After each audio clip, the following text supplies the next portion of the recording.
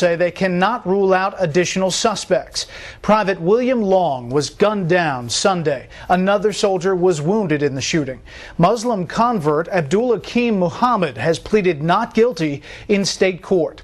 The assault came just one day after an attack in a Kansas church that has received far more attention. Just a few hours after abortion doctor George Tiller was murdered in his Kansas church Sunday morning, President Obama, through his staff at the White House, released a statement saying he was shocked and outraged at the murder, adding, quote, "However profound our differences as Americans over difficult issues such as abortion, they cannot be resolved by heinous acts of violence." Condemnations of Tiller's killing soon flowed from liberal and conservative lawmakers, pro-life and pro-choice groups. Even the group Operation Rescue, which organized a blockade of Tiller's office in the early 90s, issued a statement, quote, "We denounce vigilantism and the cowardly act that took place this morning."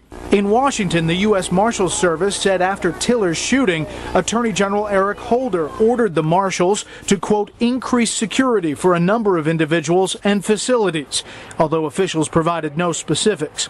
In the media, Tiller's murder was a top story for almost 3 days.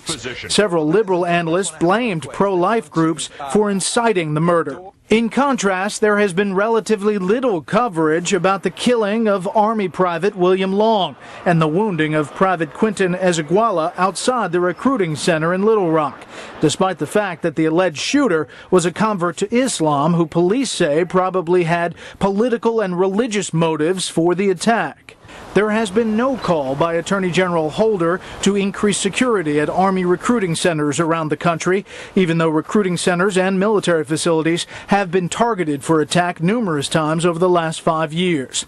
And as of 5 p.m. Wednesday, 55 hours after the Little Rock killing, there has been no statement released from President Obama, from White House officials, from Defense Secretary Gates, or from Attorney General Holder. Tuesday, President Obama introduced his nominee to be Secretary of the Army, without mention of the attack on Army soldiers inside the U.S., no condemnation, and no condolences to the family of Pvt Long. As Secretary of the Army, he will ensure that our soldiers are trained and equipped to meet the full spectrum of challenges and threats of our time. Conservative media analyst Brent Bozell says the different responses come down to politics. And politics dictated that they be outspoken on the murder of Dr. Tiller, but be silent when an American servicemen are gunned down. We asked White House officials why there hasn't been an official statement on the Arkansas shooting, and we were told that one was in the works tonight. But as of this airing, the airing of this piece, a statement had not been released. However, White House officials pointed to a statement that apparently was released to Arkansas media outlets that were requesting response.